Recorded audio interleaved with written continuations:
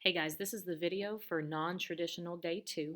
I am going to start this video right with the examples, so I will be expecting you all to look over page 1 of the notes and refresh yourself on all the vocabulary. So these examples start with these contingency tables and figuring out the percent of what. And so remember, to determine what you want to find the percent of, the key word is of. And whatever follows of is what is going to make your denominator of the problem. So in our first example, we're looking at people who watched the Super Bowl, just watched the commercials, or didn't watch it at all. And of those people who did watch the Super Bowl, how many were female? Well, it says that 479 did watch the Super Bowl, and so those who were female was 200. And you divide the two numbers and you get your answer. Next, what percent were male who did not watch the Super Bowl? Notice that we do not see the word of here. It is missing. When you do not see the word of and it just straight up asks you a question, what percent were this? They're talking about the total. So what percent were male who did not watch the Super Bowl? What percent were male who did not watch the Super Bowl? Well, there were 1,008 total people who were asked this question, whether they watched the game, commercials, or didn't watch at all. And those who responded that were male, who were male and did not watch the Super Bowl was 132. So those are the two numbers you would divide and find your answer there. Next, what percent, and here we go, of the females watched the commercials? So we're only focusing on females now, and that's 516. And they just watched the commercials, and that is our 156. You would divide those two numbers, and you would have your answer. Next, you might be asked row percentages or column percentages. And if we want to set up our row percentages are just dividing each number here by its total. And so that would be 279 divided by 479 and 200 divided by 479. And those would give you your two row percentages. Then you would go and do the next row, and it would be these two numbers divided by this number.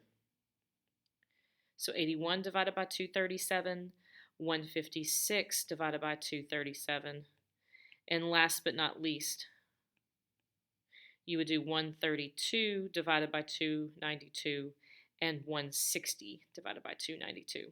Now, column percentages work in the exact same way, except you're looking at columns. So you would take these three numbers and divide them all by 492. And I know it's a little tedious to write it all out, but once you get everything set up, it's just typing those into your calculator and getting those percentages to come out.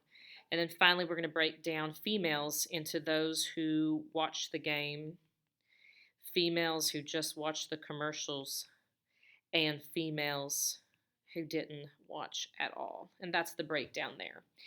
And then when you were back here up at the row percentages, we were breaking down those who did watch the game, how many were male and female, those who watched the commercials, how many were male and female, and how many didn't watch at all, how many were male and female. So it's just a different way of breaking your data down when you do rows versus columns. Okay. A couple multiple choice questions.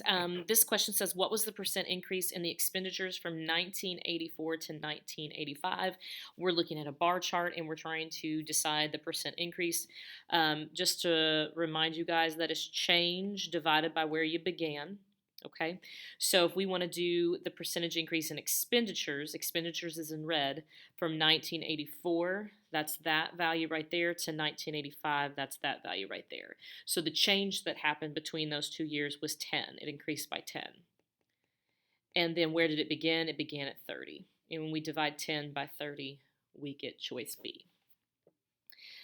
Finally, it says the following frequency distribution presents the frequency of passenger vehicles that pass through a certain intersection from 8 a.m. to 9 a.m. on a particular day.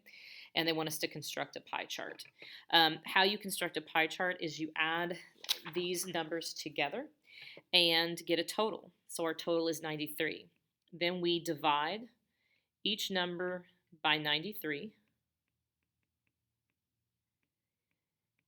And when you divide each number by 93, you get percentages that make up your pie chart. And these percentages when added together, should total 100%.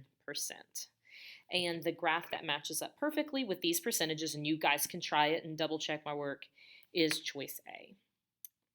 Well, those are all the examples that I'm going to do with this lesson. Once again, read over that first page, practice through the practice problems, and then submit your exit slip in the Google form provided. If you have any questions, please email me. Thanks, guys.